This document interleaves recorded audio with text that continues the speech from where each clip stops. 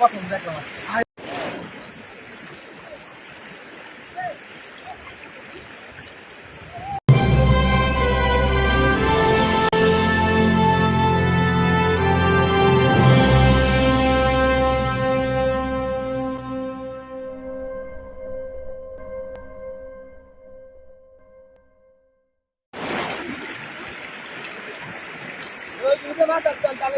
আলু তোলার পরেও নদীতে গভীর হওয়ার পরে আপনার এত পরিমাণ পানি হওয়ার পরে এই হাইওয়ে রুটে এত উঁচু রুট, তারপরে আপনার পানি 2 ফিটের উপরে।